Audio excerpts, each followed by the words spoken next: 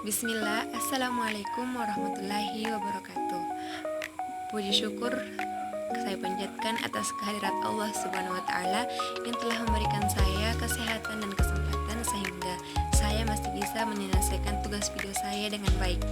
Salawat serta salam tak lupa pula saya kirimkan kepada baginda besar Nabiullah Muhammad SAW serta keluarga, sahabat dan para pengikutnya hingga akhir zaman.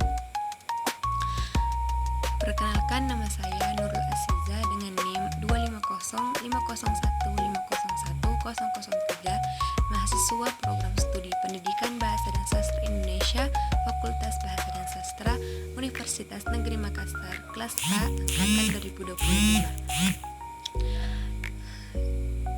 Tujuan saya untuk membuat video ini, saya akan memaparkan materi mengenai mekanisme artikulasi pada mata kuliah fonologi yang diampu oleh Ibu dosen Sakinah Fitri, SS, SPD, MPD. Sebelum masuk ke pembahasan inti, perlu kita pahami bahwa mekanisme artikulasi merupakan proses penting dalam pembentukan bunyi bahasa.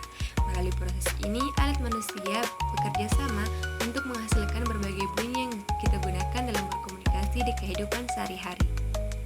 Adapun mekanisme artikulasi terbagi menjadi 9 yang akan saya bahas lebih lanjut satu persatu mengenai ke-9 mekanisme artikulasi tersebut. Baik, langsung saja saya akan menjelaskan lebih lanjut mengenai ke-9 jenis mekanisme artikulasi. Yang pertama ada bunyi bilabial. Bunyi bilabial dihasilkan oleh kedua bibir atau biasa juga disebut sebagai labium atas dan labium bawah. Kedua bibir ini saling mendekat atau saling menutup. Bibir bawah berfungsi sebagai artikulator aktif, sedangkan bibir atas berfungsi sebagai artikulator pasif atau titik artikulasi. Udara dari paru-paru ditahan di belakang bibir, lalu dilepaskan sehingga menimbulkan bunyi letupan atau getaran. Contoh penerapannya ada pada bunyi huruf V, B, M, dan W. Contohnya pada kata yaitu padi, batu, makan, dan warna. Selanjutnya yang kedua yaitu bunyi labiodental. Bunyi labiodental terjadi ketika bibir bawah atau disebut juga sebagai labium inferior menyentuh gigi atas atau disebut juga sebagai dentum superior. Udara yang keluar menghasilkan bunyi gesekan halus. Bibir bawah bertindak sebagai artikulator aktif dan gigi atas sebagai artikulator pasif. Contoh bunyinya ada pada huruf F dan V, dan contoh katanya yaitu foto dan vokal. Yang ketiga ada bunyi apikodental. Bunyi apikodental melibatkan ujung lidah atau disebut sebagai apex yang menyentuh gigi atas atau disebut juga sebagai dentum.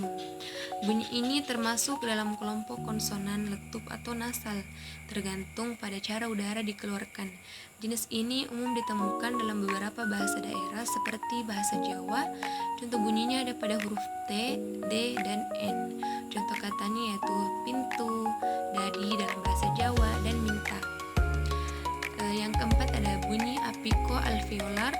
Bunyi apiko-alveolar dihasilkan oleh ujung lidah atau disebut sebagai apex yang menyentuh gusi atas atau disebut sebagai alveolum tepat di belakang gigi depan.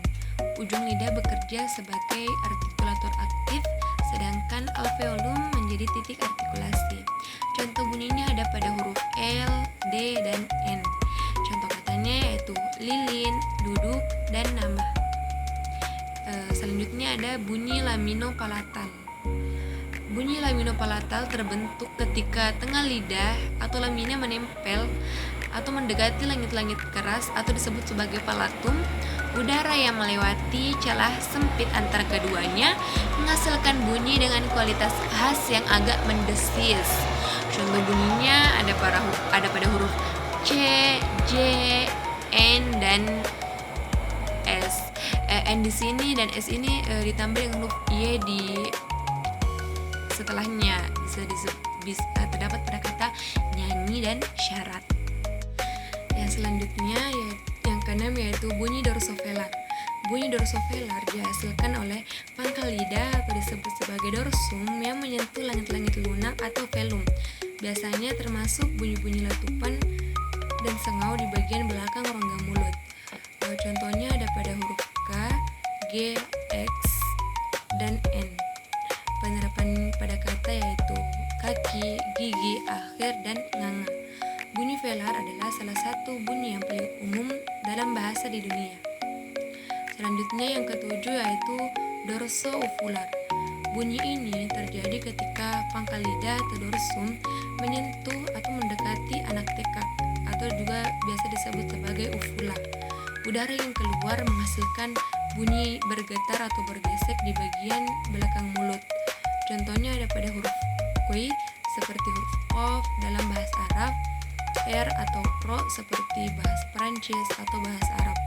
Bunyi uvular tidak ada dalam bahasa Indonesia standar, tetapi muncul dalam bahasa Arab dan beberapa bahasa daerah di Indonesia. Yang kedelapan yaitu bunyi laringal. Bunyi laringal adalah bunyi yang dihasilkan oleh udara yang digesekkan di tenggorok atau biasa disebut sebagai laring, tempat pita suara berada. Laring menjadi sumber utama getaran dan friksi. Contohnya itu ada pada huruf H seperti hari, lihat, dan sih. Bunyi ini dihasilkan tanpa penutupan lidah atau bibir, hanya dari aliran udara yang keluar melalui laring. Yang terakhir atau yang kesembilan yaitu bunyi glotal.